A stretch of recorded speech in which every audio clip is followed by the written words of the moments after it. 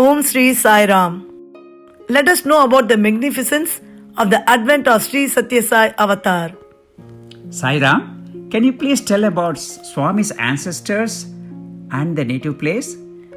It is something that we all need to know. In Puttaparthi, there was a distinguished and devout family with the family name of Ratnakara. A great saint called Venka Avaduda was one of their ancestors. The paternal grandfather of Satya Sai, named Kondamaraju, was a highly evolved soul and led a life of devotion to God. He could recite from memory stories and verses from the sacred epics of Sri Mahabhagavat and Ramayana. Inspired by a dream, he built a temple for goddess Satyabhama Devi, the consort of Lord Krishna. It is now known in Puttaparthi as Satyama's temple. Lakshmamma was Kondamaraju's wife. The saintly couple had two sons. In memory of Venka Avaduda, they were named Bedda the elder Venkamaraju and Chinna the younger Venkamaraju. Both of them, like their father, became accomplished singers of devotional verses and songs. Can you please tell me about Mother Ishwaramma? Some close relatives of Kondamaraju were residing in a village in the Kurnool district. Their family name was Misaraganda.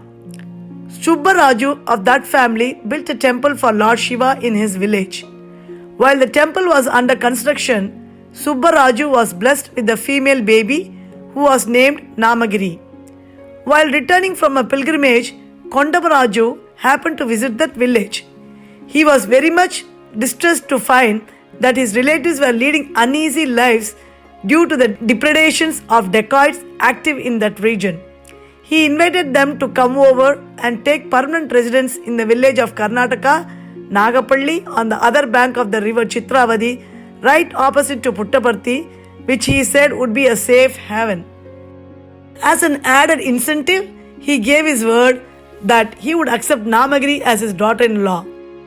The Misaraganda family soon shifted and settled down in Karnataka Nagapalli and took up farming.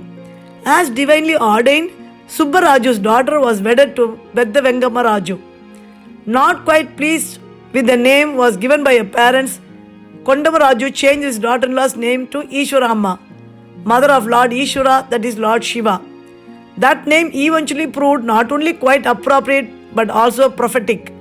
The devout couple begot a son, Seshamaraju, and two daughters, Venkamma and Parvadamma. To the great distress of Lakshmamma, 4 miscarriages followed.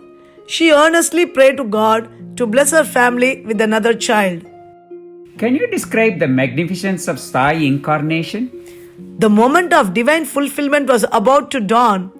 The prayers of numerous saints, sages, and renunciates for the incarnation of God on earth were about to be answered. The agony of suffering humanity moved the ever merciful Supreme Divinity. Ishwarama was again pregnant for the 8th time. The inscrutable, the incomprehensible, the universal absolute was now about to reveal himself. Musical instruments in the house like mridangam, percussion instrument, and tampura, stringed instrument, used to produce of their own accord musical sounds. People were surprised and also delighted at this extraordinary occurrence, but at the same time they were confused and concerned. Bedda Venkamaraju went all the way to the nearby town of Bukkapatnam to consult astrologers. After carefully going through ancient texts, they inquired whether any lady in the house was pregnant. When the reply was affirmative, the astrologers said, "For the pleasure of the child in the womb, celestial musicians are providing entertainment." When divine incarnations are about to take place, such unusual incidents happen. They showed relevant parts of astrological treatise to Bedda Venkamaraju in support of their opinion. What happened on that birthday of Swami? It was 23rd November 1926. According to the Hindu calendar, it corresponded to Somvar, Monday, Thadiya, the 3rd day after the full moon, Kartika month, Akshaya year, and Ardra star. Hindus consider Mondays of the Kartika month as favorite days of Lord Shiva and perform special worship. From 4 a.m. on that day, Lakshmamma was deeply absorbed in the worship Vratam of Lord Sri Satyanarayana Swami being performed in the nearby house of a Prohit Brahmin priest. She was called several times as her daughter-in-law's delivery was imminent, but she ignored the calls. She decided not to return home without seeing the puja through and receiving the puja prasadam.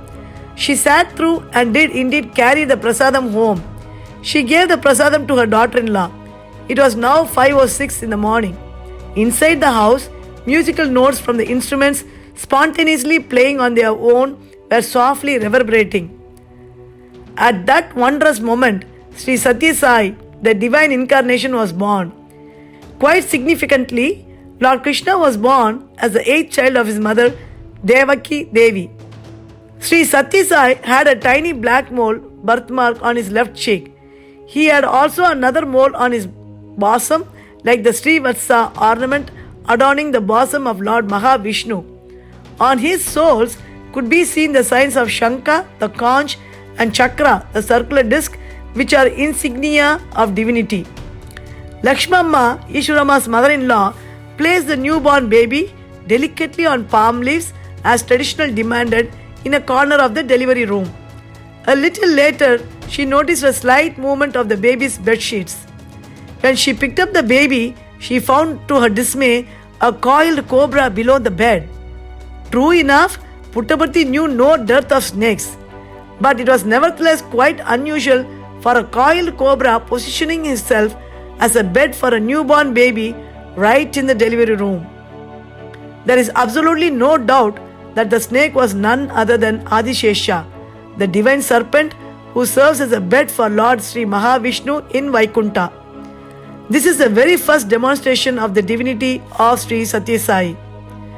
As the baby was born, immediately after his mother had partaken of the prasadam of Lord Sri Satyanarayana Swami, he was given the name of Satyanarayana. The old man Kondamaraju was immensely delighted with this name, for he was reminded of the incident in the Sri Mahabhagavat when Lord Sri Krishna was born as the human incarnation of Lord Narayana. What was divine about Swami's birth?